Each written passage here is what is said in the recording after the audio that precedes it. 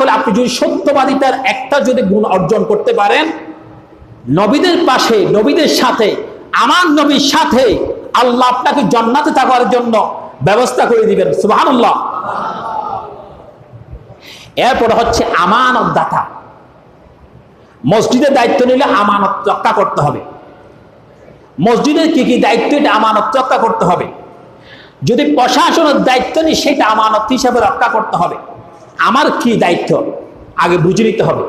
ইমাম সাহেবের দায়িত্ব হচ্ছে নামাজ পড়া, জুমার দিন খুতবা দেওয়া, সঠিক কথাগুলি মানুষের কাছে উপস্থাপন করা, এই তো দায়িত্ব।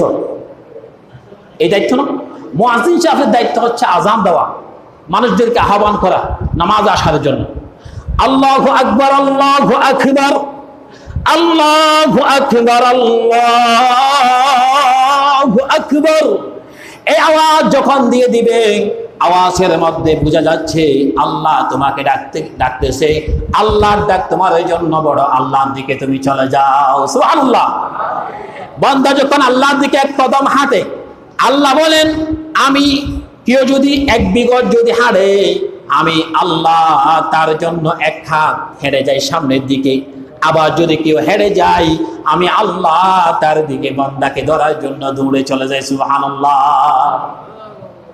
প্রত্যেকটি কাজের মধ্যে মধ্যম পন্থা অবলম্বন করা, কিন্তু আখিরাতের ক্ষেত্রে তাড়াহুড়া করা, বেশি বেশি আমল করার জন্য চেষ্টা করা, সময় অযথা নষ্ট না করা। এরপর হচ্ছে আল্লাহ রাসূল সাল্লাল্লাহু আলাইহি ওয়াসাল্লাম বললেন, বাশশিরিল মুত্তাবিঈনা কিলা ওয়া মিনাল মুত্তাবিউনা ইয়া রাসূলুল্লাহ قال الذين يتعاهدون معائشهم ويطلعون معائبهم ويقبلون على شأنهم।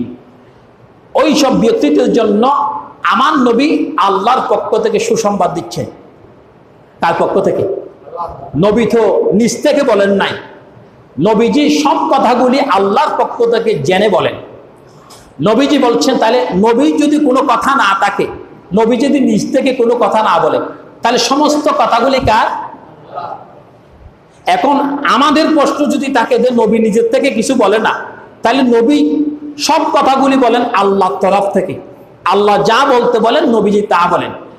তাহলে আমরা বুঝতে পারলাম নবীজি সুসংবাদ দিলেন আল্লাহর পক্ষ থেকে। যে ব্যক্তির জন্য যার উপার্জন হালাল, ওই পবিত্র থাকবে।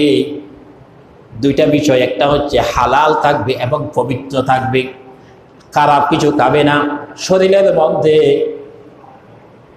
ওই মদ ঢুকাবে না, হিরোইন ঢুকাবে না, বাবা ট্যাবলেট খাবে না, নাফাক কোনো শরীরের মধ্যে ঢুকাবে না। এইরকম যদি কোনো নাফাক যদি শরীরের মধ্যে বান্দা যদি না ঢুকাই, আল্লাহর হাবিব জানিয়ে দিলেন হালাল যদি কেউ যদি উপার্জন করে, ওই ব্যক্তির কিয়ামতের দিন পূর্ণিমার চাঁদ, আকাশের মধ্যে 14 তারিখের যে চাঁদগুলি বেশি আলোতে উজ্জাবিত হয়ে যায়, গোড়া দুনিয়ার মধ্যে একদিক থেকে একদিকে দেখা যায়, এরকম মনে হয় একটা সুইচ পড়লে আলোতে দেখা যায়, এরকম মনে হয়। কিয়ামতের দিন শুধু হালাল খাওয়ার কারণে আল্লাহ তার চেহারাটাকে পূর্ণিমা চাঁদের মতো উদ্দীন করে দিবেন। সুবহানাল্লাহ।